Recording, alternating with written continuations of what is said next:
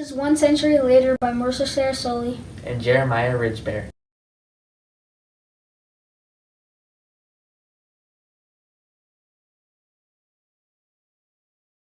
A century ago, the people of Palestine became independent. When doing this, it created the State of Israel and the Jewish religion. This was in the year 1948, a year prior to the creation of Israel. A war had broken out between what would soon become the Israelis and the Palestinians as we know them. The war was what started the whole conflict between the two, as well as what started the seemingly never-ending amount of violence between them. Both states agreed to a cease-fire in 1949.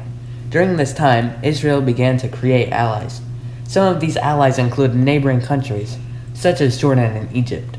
They also agreed to form an alliance with the U.S., which supplied Israel with weapons and gave them the upper hand in battle against Palestine or any other neighboring Arab threats. This was how Israel gained so much territory over the Palestinians in such a short period of time. Palestine could do nothing to defend themselves due to weaker, less efficient weapons. Palestine desired to defend their own land, yet Israel was becoming more and more powerful in military strength. Israel and Palestine both sought control over the holy city, Jerusalem. Both believed that this was a place where their gods once resided. They wanted to get Jerusalem for religious activity, such as worshipping their god in a mosque, Muslim, or a synagogue, Jewish. It was around 1960 when British forces came to Palestine to replace the Israelis in battle with the Palestinians. Here are the Israelis ready to loop around to Jerusalem. Now here are the British forces distracting Palestine. And now, here are the Palestinian forces. Here both troops are occupied in battle. While they're doing this, they distract the Palestinians from the Israelis, who loop around to Jerusalem while they're battling. Therefore, the Palestinians can't send the troops to battle Israel, or else the British forces would take land from them. The result was Israel taking a bit of Jerusalem from the Palestinians. Here's a brief summary of the Six-Day War, which took place on June of 1967. Israel defeated the Arab armies and captured the Sinai Peninsula along with the Gaza Strip, even taking the Golan Heights from Syria, as well as taking some of the West Bank from their ally, Jordan. The war saw the Palestinians lose 20,000 troops, whereas Israel lost less than 1,000 of its own. During this time, Israel had acquired more land, making them even more of a threat to their enemy. Israel capitalized on the opportunity. The Palestinians were losing land to Israel at a rapid pace. It was July of 1956 when the Egyptian president makes the Suez Canal a national canal, meaning everybody can use it. The Suez Canal is a shipping route connecting the Red Sea to the Mediterranean. Israel, taking advantage of yet another opportunity, invades Egypt through the canal with the help of the British and French forces. A treaty backed by the US and Soviet Union ends the fighting. After the battle was over, the Suez Canal wouldn't reopen for another year due to the sunken ships blocking the canal. A peace deal signed by the Egyptian president at the time, Anwar Sadat, and the Israel prime minister at the time, Menachem Begin, is arranged in 1978. The potential of the same deal being signed with the Palestinians was possible, but it was something that we would never see go fully into action, as the rumor was dismissed. Israel had other problems, though, because what we called the 1978 South Lebanon conflict was just about to begin. This was one of the only wars that was lost by Israel at this time. Israel attempted the same tactics they performed earlier on Egypt with South Lebanon, a country bordering Syria. They attempted the attack up the Litani River on March of 1978. This didn't work as well as it had with Egypt, because the Lebanon people were expectant of this, and they had better weapons than Palestine and Egypt, whom Israel had carried out the same battle plan with. Israel had to flee back to their land in order to be able to maintain the land that they already had, and not lose any to Palestine, who would be thinking about taking the land Israel had just stolen from them. The conflict needed to be resolved for the sake of both countries. They were losing land at a rapid pace, and other countries like France and Britain needed to come in and sign a treaty and therefore end the fighting. Innocent citizens from both countries' lives were being affected. The trip to work for a normal Palestinian citizen was a risk of death. Airstrikes were everywhere, and they never came with a warning. On the way to work, you could be bombed by a Palestinian or Israeli suicide bomber.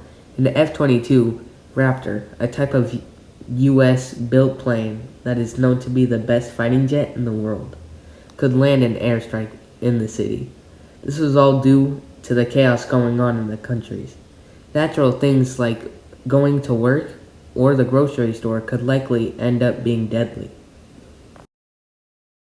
This is why Israel officials and Palestine officials needed to have a meeting. But this time, Israel and Palestine both needed to hear each other out, even if they didn't like what the other country was doing. They needed a solution. But would this be like all of the other hopeless meetings that they had had in the past? Would they both just disagree with each other and leave the meeting making it even worse for both countries? And even if they did meet up and everything went well, in terms of not arguing about who is right, what would the solution be?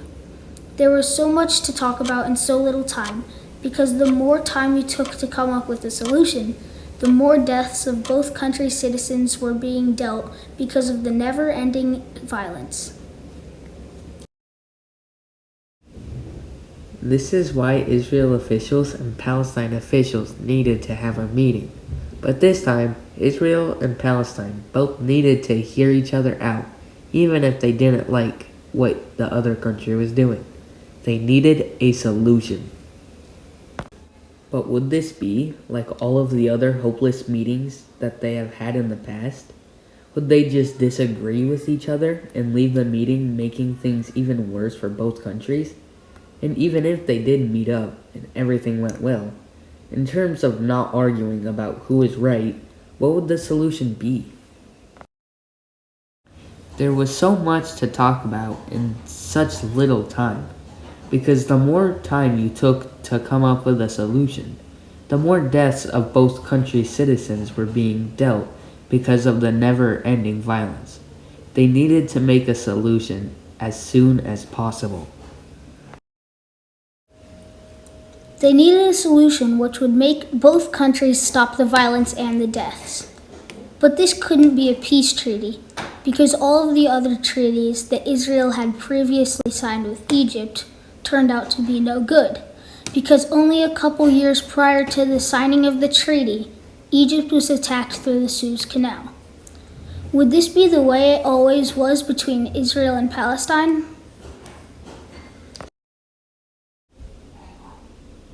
Everyone ponders, what could be some possible solutions to this conflict?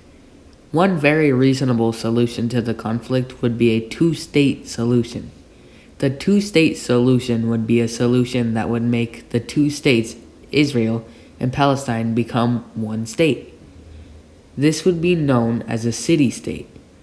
This would end the violence because both countries would not be able to fight over land, because there would not be anything to gain for either one of them. This would be a possible resolution, but first they would need to take down something that divided them. This was known as the Palestine-Israel Wall, a wall that cut 3 miles into Palestinian territory at some points. The Palestine-Israel border is a wall that separates Israel from Palestine. The Israelis set it up because they believed that it was a way to keep the suicide bombers or other Palestinian terrorists out of their country. There was just one problem. The wall was okay except for the fact that it cut into Palestinian territories, going almost 3 miles into their land at some locations of the wall. The wall is made of concrete, and at some points along the wall, it goes down to just chain link fence. The wall cutting into Palestine left the Palestinian citizens homeless because their houses were on the other side of the wall. So overall, Israel and Palestine don't look very hopeful for the near future. But there is a spark, a light at the end of the tunnel, and this light will turn into something else, and out of the tunnel comes a whole new world for both countries. A new world where both countries' citizens won't have to worry about the everyday things like going to work. A new world for the innocent citizens that will make each other's lives be better. Israel and Palestine will improve, and the violence will end. But the only question is when, because as we know, it's still going on.